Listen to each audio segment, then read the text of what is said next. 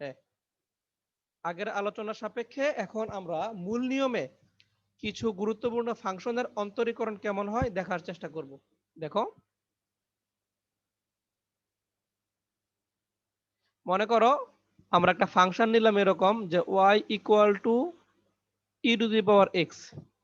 আমরা এই ফাংশনটার অন্তরীকরণ কেমন হয় এক্স এর সাপেক্ষে সেটা দেখার চেষ্টা করব। তাহলে দেখো, আমরা শুরুতেই এটা লিখতে পারি যে fx যদি ই টু দি পাওয়ার এক্স হয়,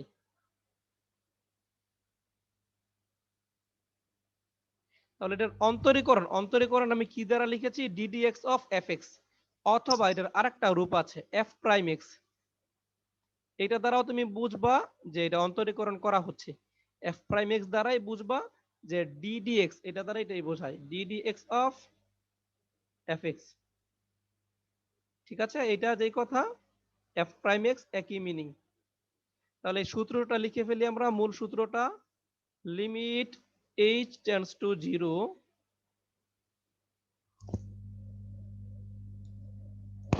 এখানে কত হবে f of x plus h minus fx divided by h। এবার মানগুলো বসাই, limit h tends to 0, f of x plus h এর মান কত আসবে, e to the power x plus h,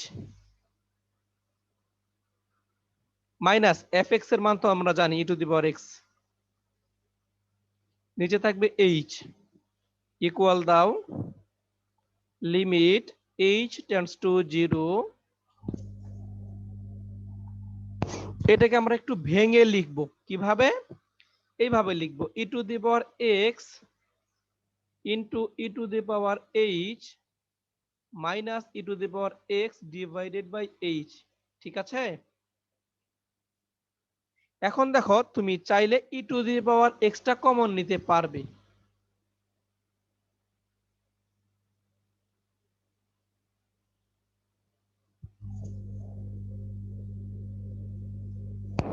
e to the power x যদি common নিই, একটু চিন্তা করো তো, লিমিটটা তো প্রয়োগ হবে h এর উপরে, তাই না? তাহলে e to the power x এটা তো একটা ধ্রুবকের মতো কাজ করবে সেই ক্ষেত্রে, কারণ এখানে তো লিমিট প্রয়োগ করার কিছু নাই। তাহলে আমরা চাইলে একবারে এই ই টু দি পাওয়ার এক্স টাকে কমন নিয়ে বাইরে রাখতে পারি, অথবা তুমি এখন আপাতত এখানে রাখতে পারো, সমস্যা নাই। তাহলে হবে e to the power h minus 1, নিচে হবে এইচ। আমরা পরের লাইনে ই টু দি পাওয়ার এক্স টাকে বাইরে লিখলাম, কারণ এখানে এইচ এর কোনো ইফেক্ট নেই, আর লিমিটটা ব্যবহার হবে এইচ এর উপরে। এবার ই টু দি পাওয়ার এক্স এর একটা সিরিজ তোমাদের শিখিয়েছিলাম, সেই সিরিজটা এখানে লিখতে হবে। দেখো সিরিজটা এরকম হবে 1 plus h plus h square by factorial 2 plus h cube by factorial 3। মনে আছে সিরিজটা? এইভাবে চলতে থাকবে। এরপরে -1 ছিল, -1 তুমি লিখবা। দেখো তো মনে পড়ে কিনা, নিচে এইচ, তাহলে -1 প্লাস 1 কেটে যাবে। এখন আগের মতোই উপরে সবগুলো পদ থেকে এইচ কমন নিয়ে নিচের এইচ এর সাথে কেটে দেব। তাহলে লিখলাম equal to limit H tends to E to the power x তো থাকবে, দেখো equal to E to the power x. হ্যাঁ হ্যাঁ, দেখো আমি বলছি এইচ টেন্ডস টু 0, নিচের এইচ আর উপর থেকে একটা এইচ কমন নিয়ে মনে করো কেটে দিলা, তাহলে কি থাকবে উপরে, দেখো 1 plus h by factorial 2 plus h square by factorial 3। তুমি যাই বসাও না কেন একটা করে এইচ থাকবে পরের সকল পদে একটা এইচ থাকবে, একটা না একটা। তাহলে এইচ থাকলে তার মান তো 0 হয়ে যাবে। তাহলে এই যে এখান থেকে শুরু করে ডান পাশে যত পদ আছে সবগুলি 0। তাহলে লিমিট বসালে মান পাবো আমরা 1, that means E to the power x into 1, তার মানে ই টু দি পাওয়ার এক্স। বোঝাতে পারলাম? তাহলে এটা হলো তোমার একটা মজার ফাংশন, যেটার পরিবর্তনের হার আসলে ওইটাই। ঠিক আছে, সুতরাং আমরা এখান থেকে একটা সূত্র পেয়ে গেলাম, ddx of E to the power x equal two E to the power x. একটু লিখে রাখো, এটা একটা ফর্মুলা, বক্স করে লিখে রাখতে পারো।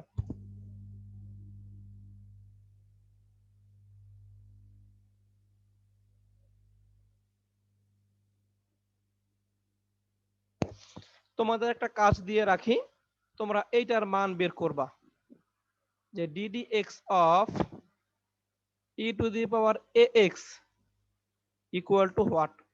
একই নিয়মে তোমরা বাসায় করবে এটা। এটা হলো ধ্রুবক, আমি একটু সাইডে লিখে দেই, এ একটা ধ্রুবক, এটাকে যে কোনো সংখ্যা মনে করতে পারো। তোমরা একটু নিজেরা এইটা সমাধান করে এটার অ্যান্সারটা কি পাইলা এই নিয়মে করার পরে আমাকে একটু জানাইবা গ্রুপে, ঠিক আছে? সবাই পারবে তো? একই নিয়ম, শুধু এখানে এক্স এর পরিবর্তে আমরা এ এক্স চিন্তা করব। এখানে হবে a x plus h e to the power a x plus h, এখানে হবে a x into e to the power h, x তোমার বাইরে চলে যাবে। এইভাবে যা আসে তুমি একটু চিন্তা করবা কত হয়, দেখবা কত আসে, আমাকে পরে জানাইবা। আচ্ছা, এটার ডিফারেন্সিয়েশন গেল, এটা কিন্তু একটা সূত্র। তুমি মেন বইয়ে তোমার যে বই আছে দেখবো ওখানে অন্তরীকরণ তারপরে সমাকলন দুইটারই সূত্র দেওয়া আছে, আছে না? বইয়ের শুরুতেই দেওয়া আছে। ওখানে ডিফারেন্সিয়েশন অনেকগুলো সূত্র দেওয়া আছে। এই সূত্রগুলো এরকমেরই, এখান থেকে এই প্রমাণগুলো করা হয়েছে। আচ্ছা, ধরো আমরা আরেকটা প্রমাণে যাই, দেখি মূল নিয়মের সাহায্যে। এগুলো কিন্তু পরীক্ষায় আসে, তোমারে বলবে মূল নিয়মে ই টু দি পাওয়ার 5x এর অন্তরীকরণ করো, মূল নিয়মে ই টু দি পাওয়ার x এর অন্তরীকরণ করো। আমরা আরেকটা ফাংশন নিয়ে কাজ করব এখন, দেখো মূল নিয়মে ln x fx equal to ln x, এইটার অন্তরীকরণ করব। তাহলে মূল নিয়মে লিখবা, মূল নিয়মে অন্তরীকরণ, যে মূল নিয়মের সংজ্ঞা হতে পাই, এটা লিখে নিবা এইভাবে।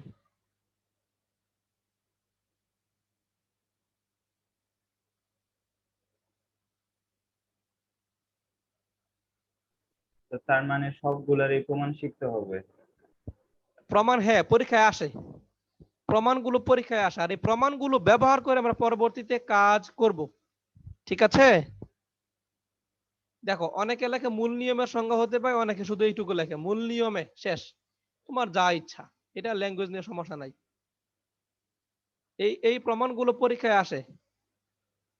এইখান থেকে আবার দেখো আমরা এটা বের করেও রাখতে পারি, এফ অফ এক্স তো এটা, তাহলে f of x plus h তো আমার লাগবেই, তাহলে এটার মান আসবে লন অফ এক্স প্লাস এইচ। তাহলে মূল নিয়মে এফ প্রাইম এক্স মানে অন্তরীকরণ করলাম, অন্তরীকরণটা কেমন হবে? Limit H tends to 0 f of x plus h minus fx divided by h, মান বসিয়ে দেই, limit h tends to 0 f of x plus h হলো তোমার ln of x plus h minus ln x divided by h। এবার উপরে log m minus log n এই সূত্রটা প্রয়োগ করো, লিমিট h tends to 0, এটা কেমন হয়ে যাবে দেখো তো, ln এমন হয়ে যাবে না x plus h by x, লগের formula equal to limit h tends to 0। এইটাকে আমরা একটু সাজিয়ে গুছিয়ে সুন্দর করে এইভাবে লিখতে পারি, দেখো ln অফ x দ্বারা যদি x প্লাস h দুইটাকে ভাগ করে এখানে আসবে 1 প্লাস h বাই x, তাই না? নিচে থাকবে একটা h। এবার ln এর যে তুমি সিরিজ জানো সেই সিরিজ তুমি এখানে অ্যাপ্লাই করবা। দেখো পরের লাইনে লিখছি,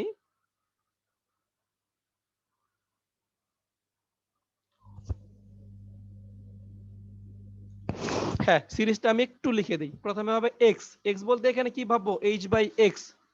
দেখো সূত্র হবে এই রকমের, h বাই x পরেরটা মাইনাস, একটা প্লাস একটা মাইনাস, এখানে হবে দেখো h by x whole square by factorial 2, পরেরটা plus, h by x by whole cube by factorial 3, পরেরটা আবার আসবে মাইনাস, এভাবে চলতে থাকবে। আমি আর টার্মগুলো লিখলাম না, নিচে হবে এইচ। এইবার দেখো আমরা কি করতে পারি, উপর থেকে সবগুলো থেকে একটা এইচ তুমি কমন নিয়ে নিতে পারো নিচের এইচটা কাইটে দেওয়ার জন্য।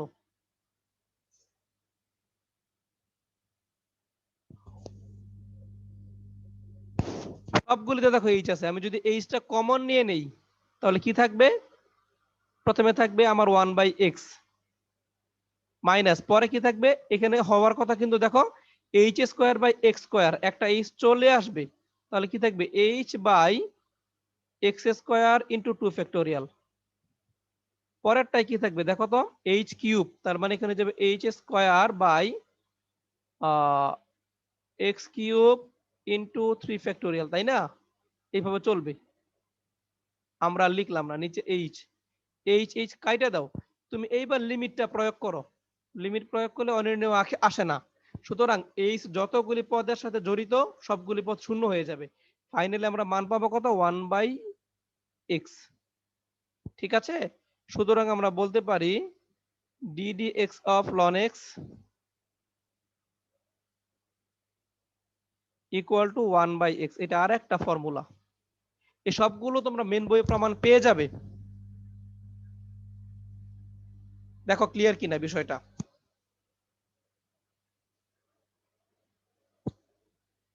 জি স্যার। ঠিক আছে, আমরা খুব বেশি সময় নেব না, এবার সুন্দর একটা ফাংশন নিয়ে কাজ করি। পরিচিত লিখেছো সবাই? জি স্যার লিখছি। তার মানে তোমার যত কিছু বলুক, তোমার মূল সূত্র হলো এটা, এই যে যেটা আমরা প্রমাণ করলাম আজকে, এই সূত্রের মধ্যে ফেলে কিছু কাজ করলেই তোমার অ্যান্সার পেয়ে যাবে। এবার হলো মূল নিয়মে সাইন এক্স কে অন্তরীকরণ। দেখো মূল নিয়মে সাইন এক্স কে অন্তরীকরণ করব, f x equal to sine x. তাহলে এফ এক্স যদি সাইন এক্স হয়, আমাদের কিন্তু f of x plus h দরকার হবে, আমরা আগেই বের করে রাখি।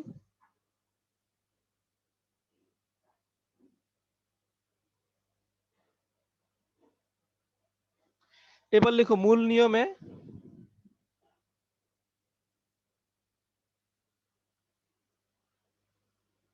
আর দেখো এই যে মূল নিয়মটা যে প্রতিষ্ঠা করলাম, এটার উপর একটা টিউটোরিয়ালও করা আছে, তোমরা এই রেকর্ডের পাশাপাশি যদি চাও ওই টিউটোরিয়ালটা দেখে নিতে পারো, ওখানে আরো স্পষ্ট করে লেখা আছে বিষয়গুলো।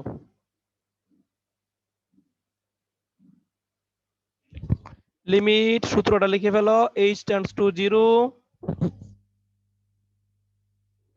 f of x plus h minus f of x divided by h equal to, মান বসাও, লিমিট h টেন্ডস টু 0,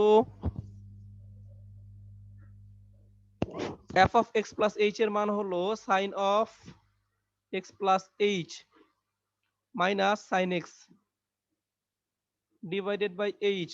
এবার উপরে sin c minus sin d এর ফর্মুলা অ্যাপ্লাই করো, দেখো কত হয়।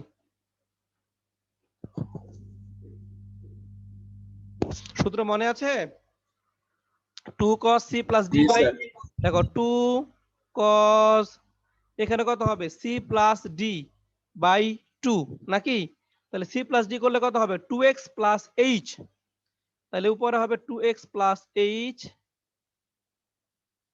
By 2 into sine c minus d, যদি c থেকে d বিয়োগ দেই তাহলে হবে h, এখানে হবে h বাই 2।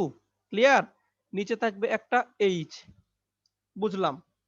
এইবার দেখো আমরা একটা কাজ করি, আমরা এটাকে লিমিট আকারে প্রকাশ করতে চাই, তাহলে কত হবে, দুইটা ফাংশন বানাবো, এই 2টাকে h এর নিচে দিয়ে দিলাম। দেখো লিমিট h টেন্ডস টু 0, একটু এইভাবে লিখো এটাকে, cos of 2x plus h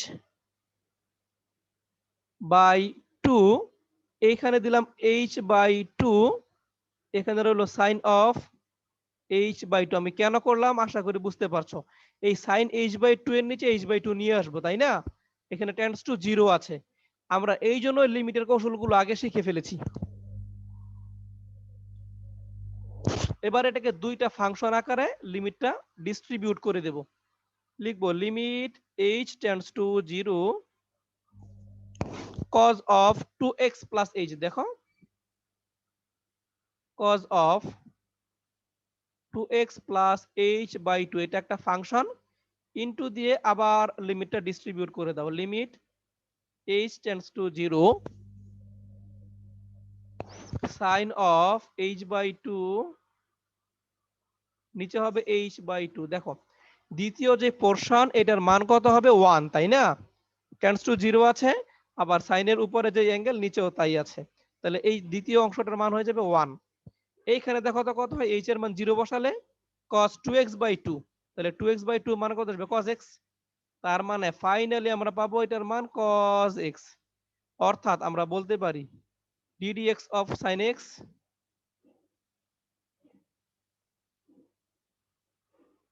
equal to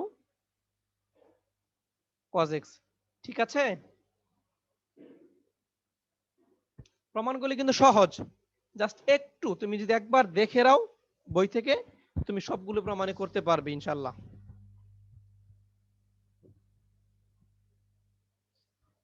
এবার তোমরা একটু মেন বইটা বের করো, 9.2 তে দেখো তো কি অঙ্ক আছে।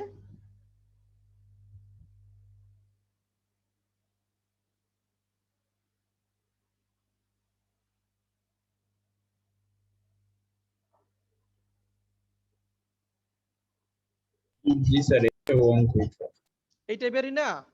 তার মানে আমরা কি 9.2টা এখন আশা করি করতে পারবো না? সব তো পারবো না, যেমন স্যার লগের একটা দাওয়া আছে, আমরা তো স্যার লগেরই জানি না সিরিজ। কিছু থাকবে, কিছু তো থাকবেই, সেগুলো তো একটু প্রবলেম হবে, কিন্তু অধিকাংশ অঙ্কই তুমি পারবা। যেগুলো পারবো না সেগুলো নিয়ে তো আমরা অবশ্যই আলোচনা করব, তাই না? কিন্তু মূল বিষয়টা আমরা বুঝেছি, আমরা অনেক সমস্যার সমাধান এর মাধ্যমে করতে পারবো, চিন্তার কিছু নাই। তারপরও যেগুলো আমাদের বাকি থাকবে। 9.2 এ 5টা অঙ্ক দেওয়া, 5টাই হ্যাঁ বুঝি না, একটু বলো তো আবার। স্যার, আমার 9.2 এ 5টা অঙ্ক দেওয়া। আচ্ছা হ্যাঁ, এগুলো এখানে শর্ট, যেগুলো যেগুলো অল্প আছে না, হ্যাঁ হ্যাঁ, এগুলো আমরা বাসায় দেখব। তারপরে দেখো 9.3 তে যে কাজগুলো আছে না, সেইগুলোও কিন্তু সহজ। এখন আমরা সব কাজই ধীরে ধীরে করতে পারবো। আমি একটু তোমাদের আগাই দেই পড়াটা। দেখো তোমরা একটু 9.3 তে যাও। আমি এগুলো নিয়ে আরো কিছু তোমাদের একদম বেসিক কিছু কথা বলবো। এই যে sin x, আমি একটু বলে রাখি, তুমি sin x এর ডিফারেন্সিয়েশন করে কি পাইলা? cos x পাইলা না? আবার তুমি ঠিক যদি একই নিয়মে তুমি যদি ddx of cos x বের করো, এইটার মান পাইবা তুমি মাইনাস sin x, এইটা পাইবা তুমি, দেখো এটাই বাবা। এইগুলো কেন আসলে এরকম মিলে, এটার কারণ আছে, এটাও বোঝানো যাবে। এটা দ্বারা বোঝানো হচ্ছে sin x এর যে গ্রাফ, এই গ্রাফটার ঢালটা হবে cos x এর মতো, ঠিক আছে? আর এটা দ্বারা বোঝাচ্ছে যে cos x এর যে গ্রাফ, তার পরিবর্তন বা ঢালটা হবে মাইনাস sin x কার্ভের মতো, তাই না? আমরা মাইনাস sin x এর কার্ভ তো জানি, ওইটা জানি না? মাইনাস sin x এর কার্ভ তো এরকম হবে, এই যে এই টাইপের, বোঝা নাই? তাহলে cos x এর তুমি যদি ঢালটা বের করো, পরিবর্তনের হার বের করো, তখন দেখবে এরকম একটা মান পাইবা। এগুলো নিয়ে আমি আলোচনা করব পরবর্তীতে, আজকে শুধু মূল বিষয়টা শেখালাম।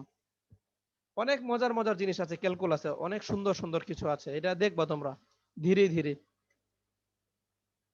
তবে বেসিকটা একদম মাথায় সেট করতে হবে।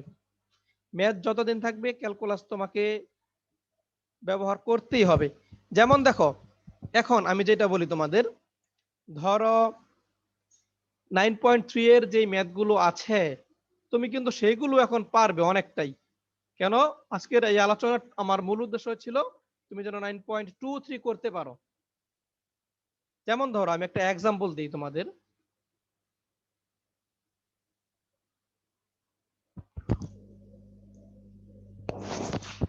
ধরো তোমাকে আমি একটা ফাংশন এখানে, ধরো 5 নম্বর অঙ্কটাই দেওয়া আছে। যেমন ধরো 5 নম্বর ম্যাথটা কি দেওয়া আছে, x cube minus 27 divided by x cube plus 3x plus 9, তাই না?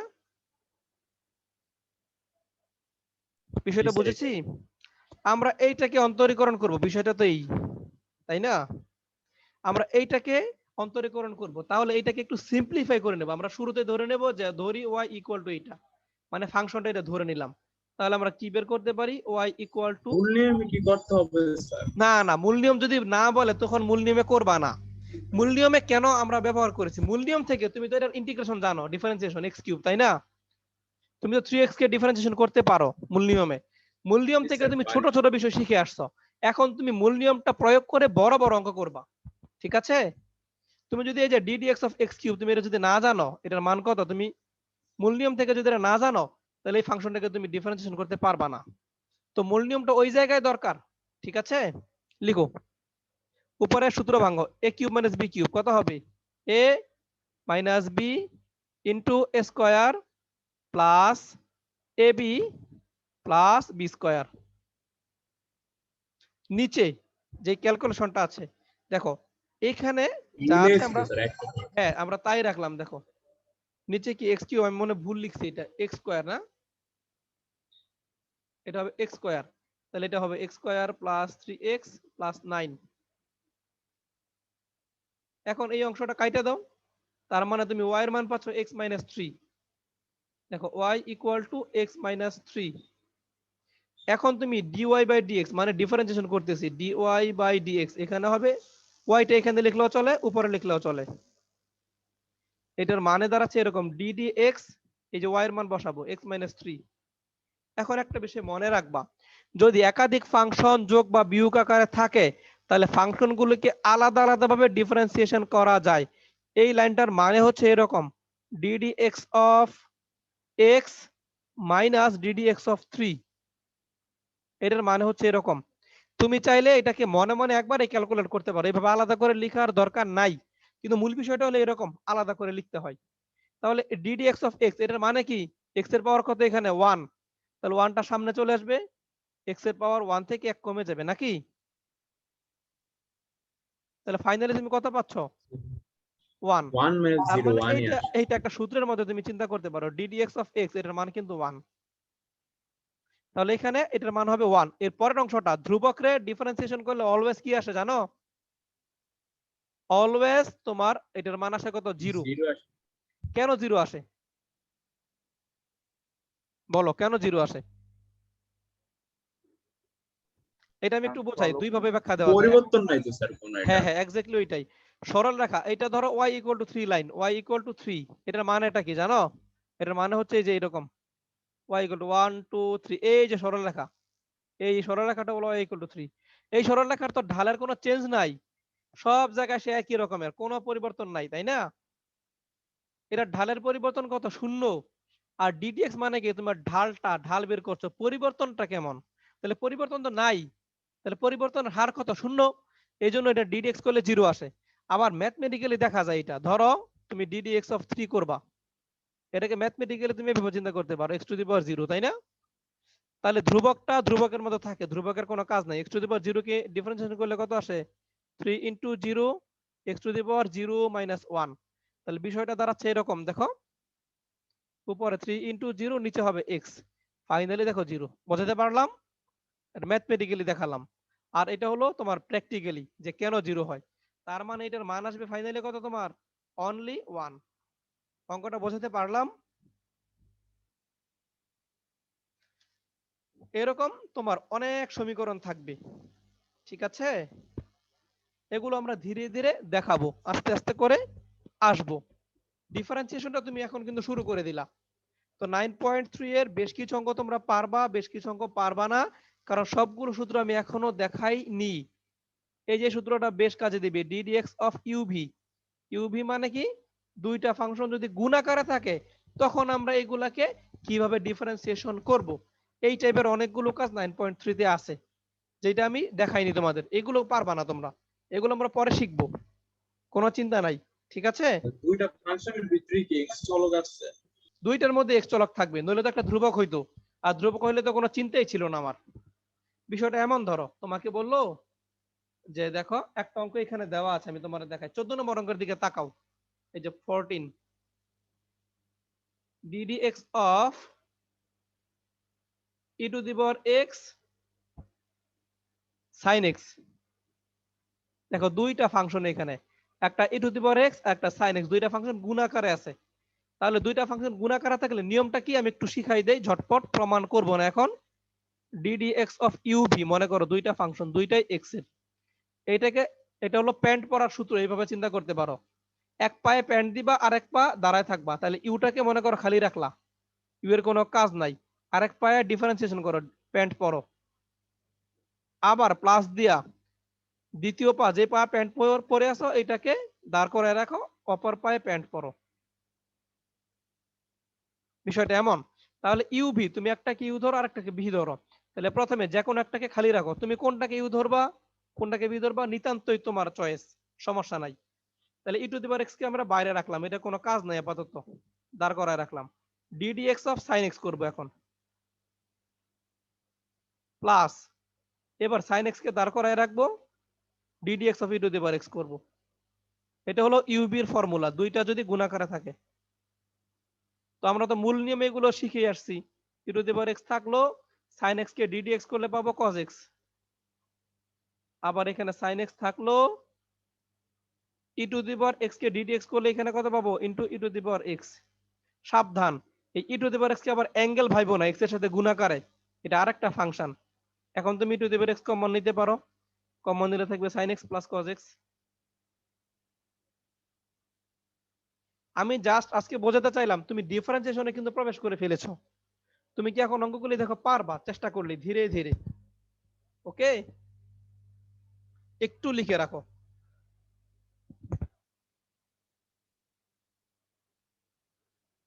জি স্যার, লেখা হয়ে গেছে।